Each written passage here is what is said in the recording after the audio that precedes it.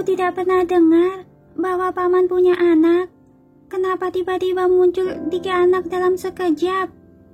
Carlos bertanya dengan curiga. Apa sudah melakukan tes DNA? Tracy baru minum seteguk teh hangat dan hampir memuncratkannya. Kak Carlos, apa itu tes DNA? Kala bertanya pada Carlos dengan penasaran. Itu adalah melakukan pemeriksaan sarana medis untuk memastikan apakah hubungan mereka benar-benar adalah orang tua dan anak. Carlos menjelaskannya.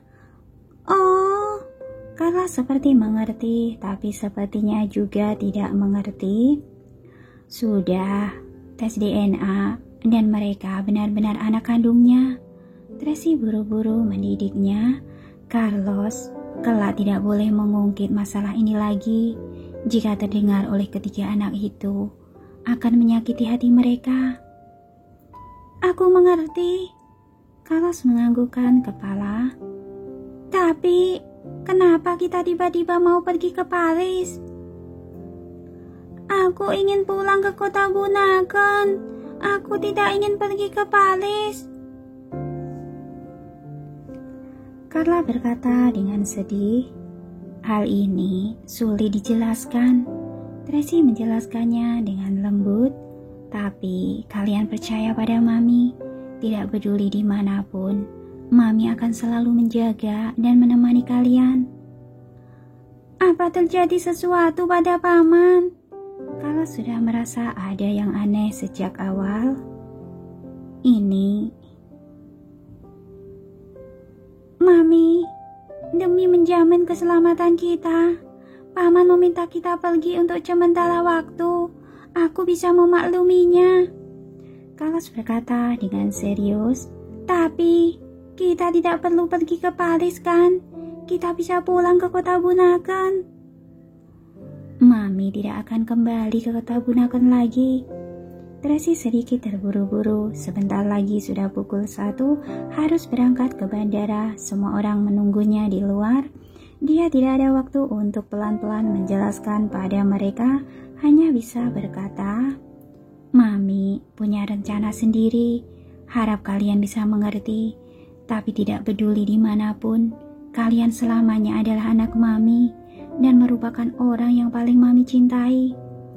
Carlos tidak berbicara lagi, ia hanya menundukkan kepala dengan kecewa.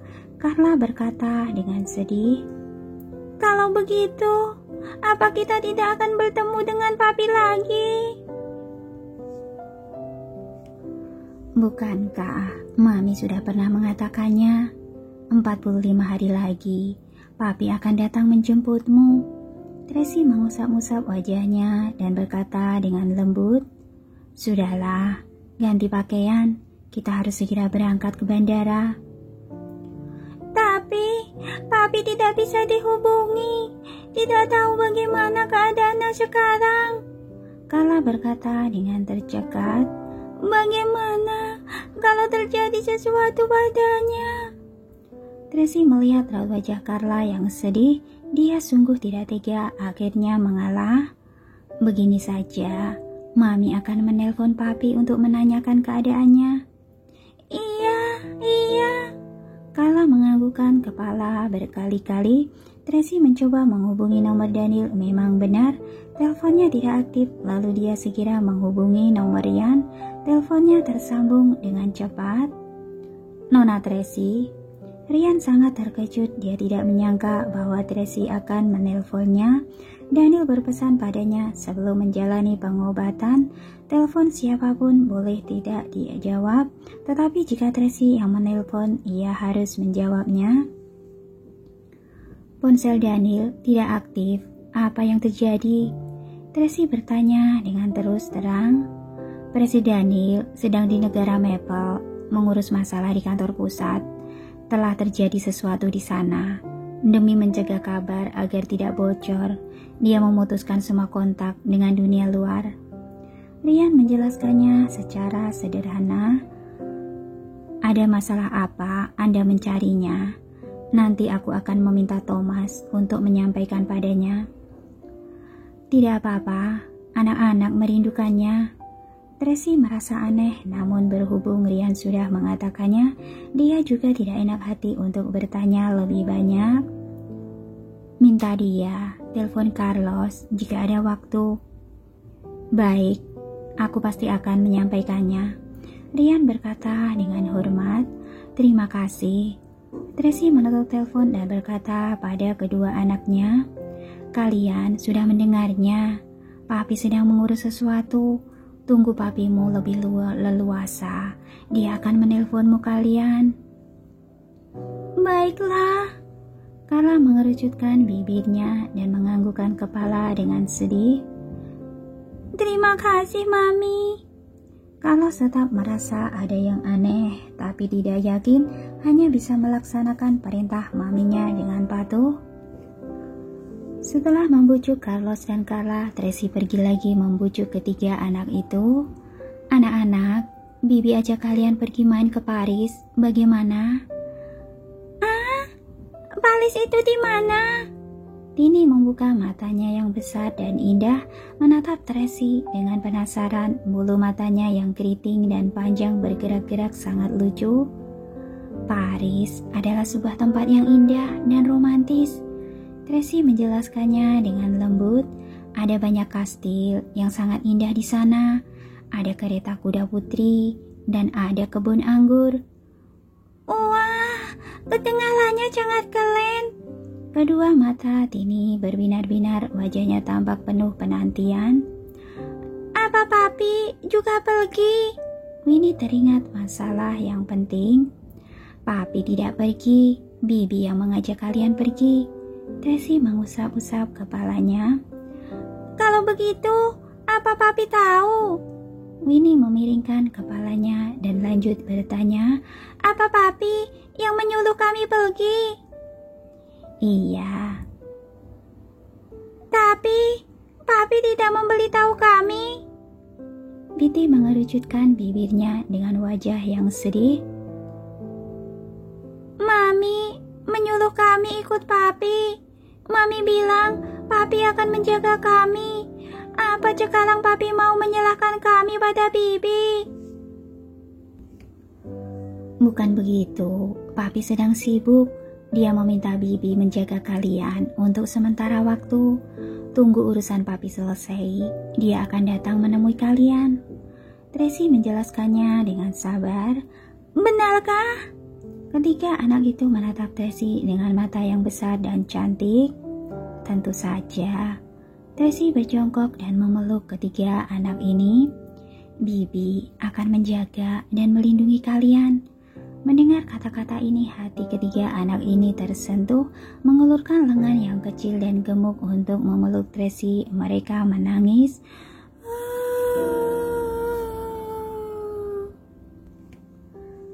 Tracy menepuk-nepuk punggung mereka dengan lembut. Dia memberi isyarat tangan oke pada Jasper yang berada di luar pintu.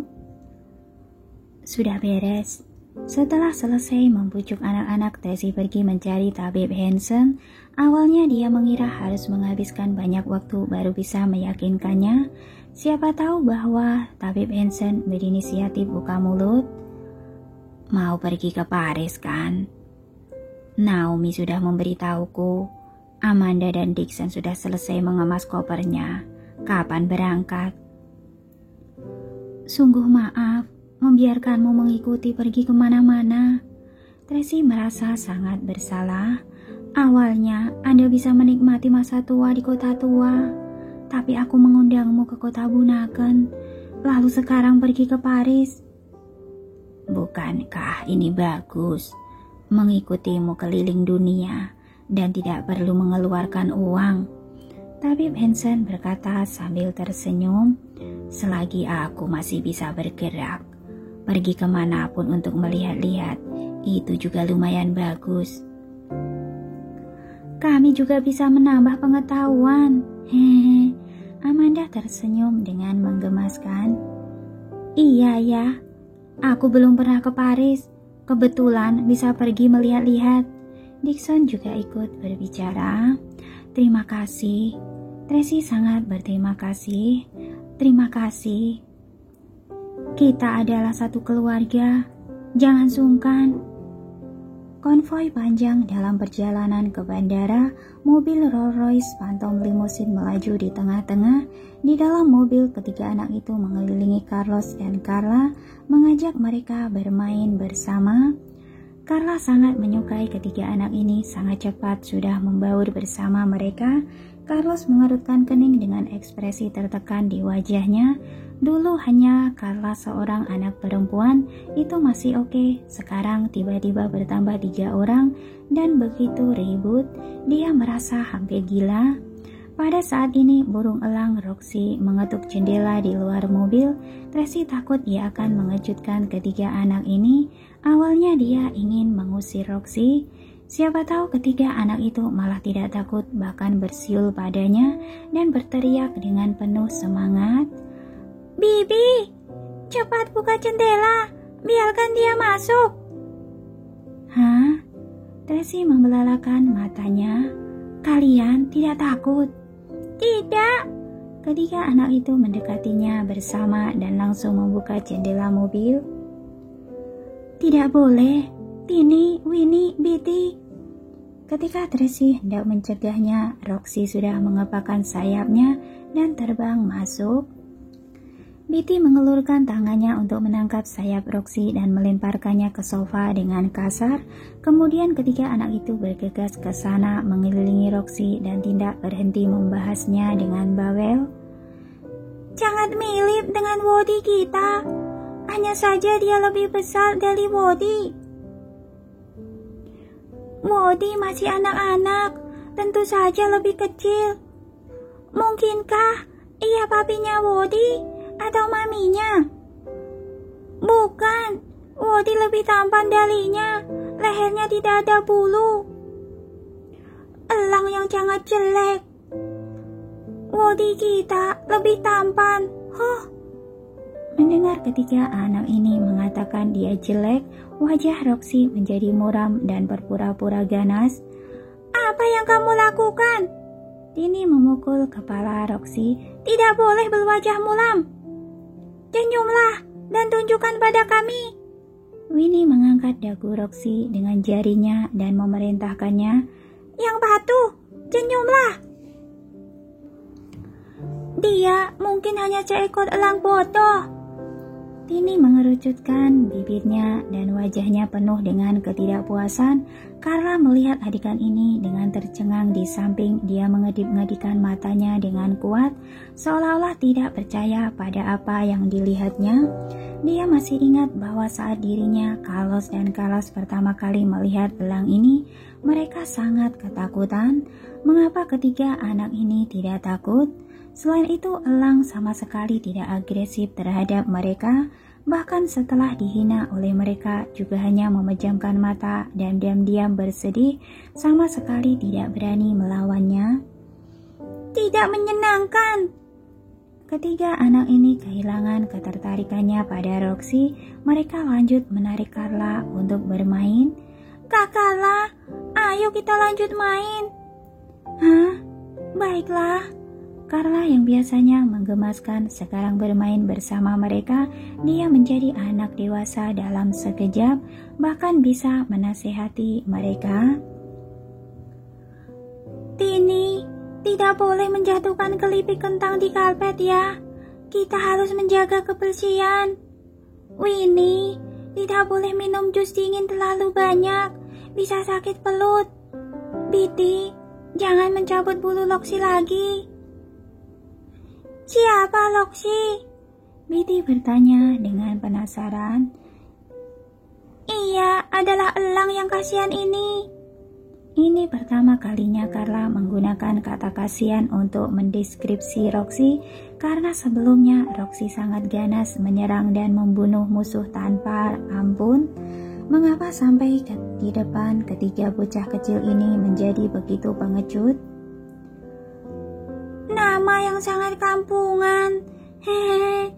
Betty menancapkan kembali bulu elang. Sudah, tidak mau bermain denganmu lagi. Pergi sana.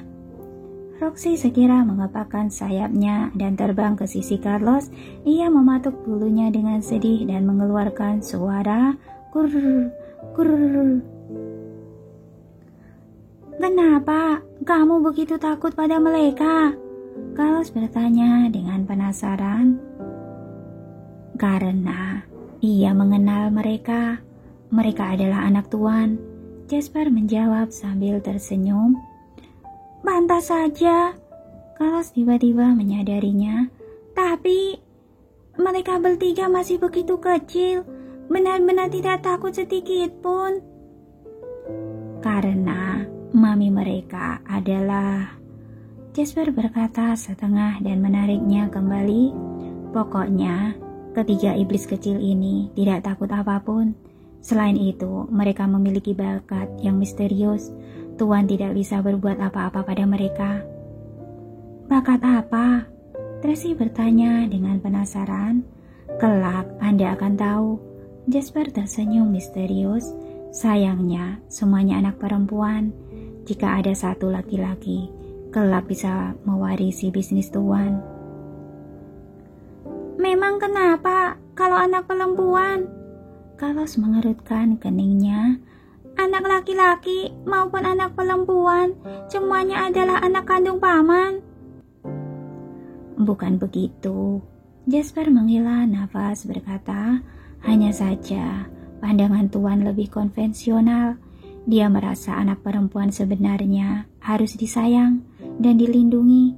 Jika mewarisi bisnis, harus memikul tanggung jawab yang sangat besar, melewati semua rintangan dan mengatasi kesulitan harus serba bisa. Benar juga. Carlos menganggukkan kepala. Pantas saja.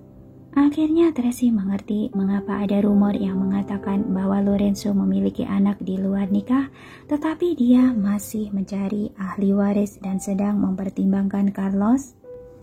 Lorenzo tahu jelas jika mewarisi grup Moore itu merupakan tanggung jawab seumur hidup, meskipun orang kuat sepertinya juga tetap akan menemui banyak kesulitan. Dia tidak berharap putrinya menjalani kehidupan intrik dalam dunia bisnis di masa depan. Dia berharap mereka bisa tumbuh besar dengan bahagia dan menjadi putri yang tidak ada kekhawatiran. Konsep ini sama seperti konsep James Smith, ayahnya Tracy waktu itu, jadi Tracy sangat bisa memahaminya. Nona Tracy, aku sudah mengutus beberapa orang untuk kamu.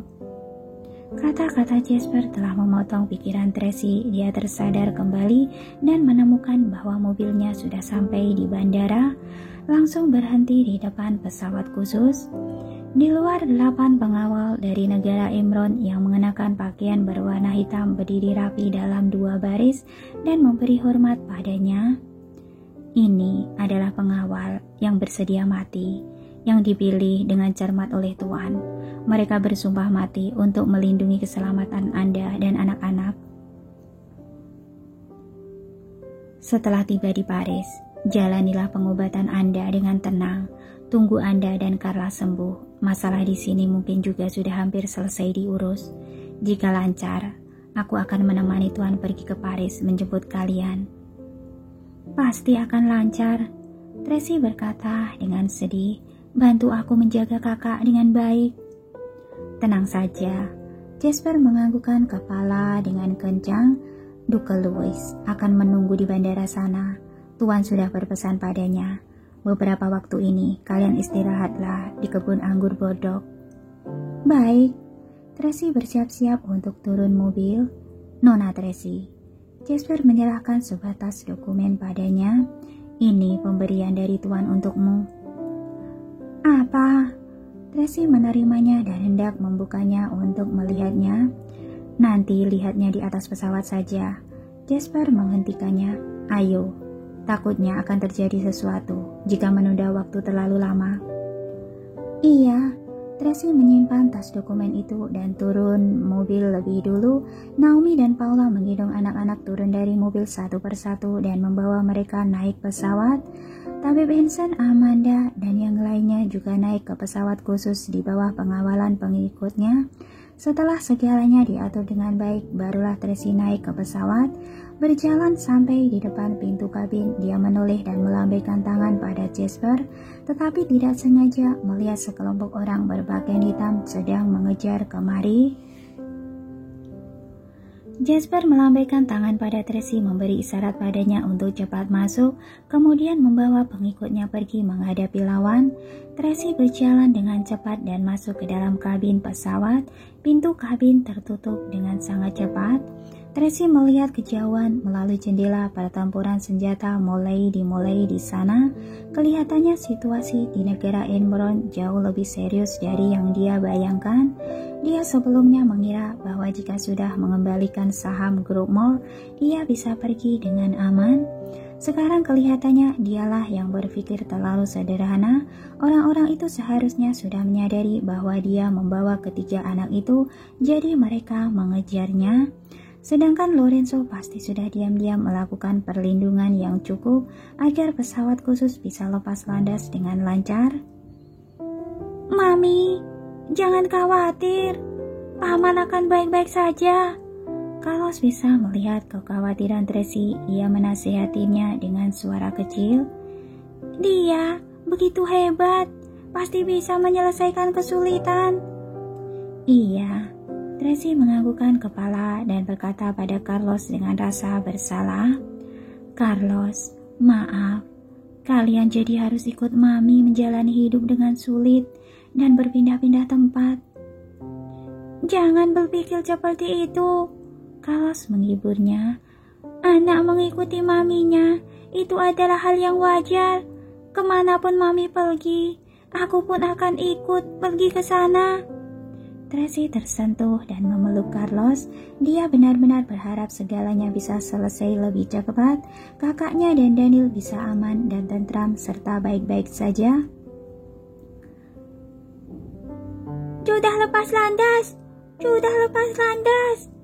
Sudah lepas landas!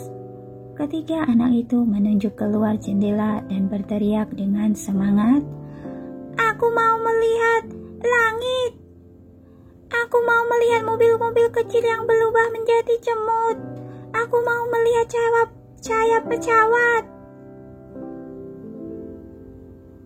Anak-anak, kencangkan sabuk pengaman. Jangan sembarangan bergerak ya. Paula dan beberapa pelayan lainnya bertanggung jawab untuk menjaga ketiga anak ini, namun ketiga bocah kecil itu sama sekali tidak mendengarkan mereka, langsung melepas sabuk pengaman, berdiri dan mau pergi melihat keluar jendela. Tidak boleh ya, duduk! Ketika Tracy mau berbicara, Carla berteriak dengan dingin. Ketiga anak itu tercengang sejenak kemudian kembali duduk dengan patuh. Kakak galak, aku takut.